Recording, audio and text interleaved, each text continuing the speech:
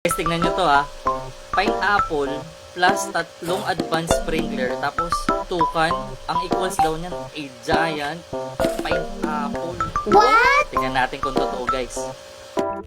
So ayun nga no, sakto meron akong tatlong tukan. Yan, lagay na natin lahat yan. Tapos, ready na natin ang ating advanced sprinkler. Type mo lang, advanced. Yan. Tapos yan, ilagay nyo lang yung tatlo.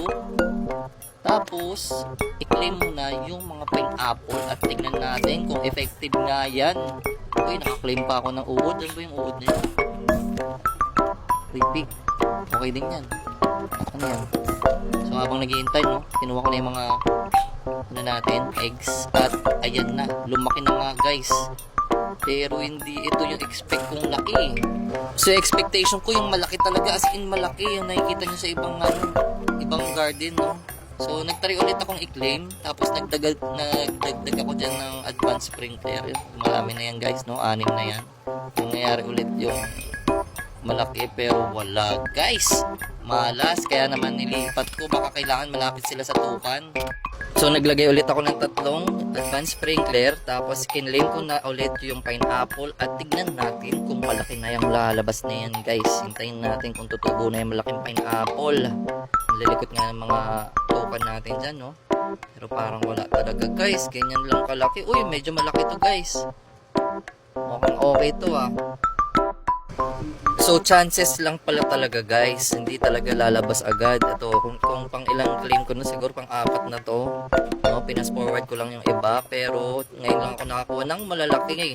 Kasi nga, malapit sila sa tukan. Kaya kailangan pala malapit sa tukan. Swerte pa, no? Gold yung isa. Halatang gold kasi kakaiba yung texture niya, no? Pero, yun, medyo malaki to, guys. So, success naman. Pero, nakukulangan ako sa laki.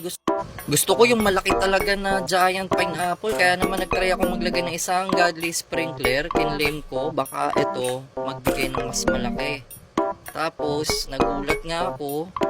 Kita naman na medyo mas malaki to kaysa dun sa mga nauna, guys. Diba?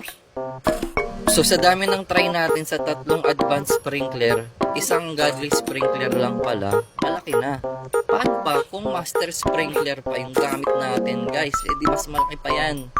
Pero swerte na tayo, nakakuha tayo ng malaki gamit isang godly sprinkler. So, mas recommendable, isang godly sprinkler, tapos tukan. Okay, guys?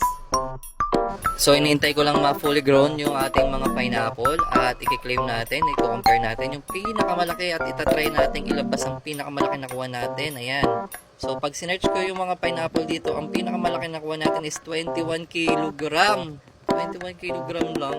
Parang ito pa yung nakuha natin sa godly sprinkler, guys. That's it, guys. Try nyo rin sa inyo kung mas malaki pa dito sa 21 kilograms yung magagawa nyo. Bye-bye!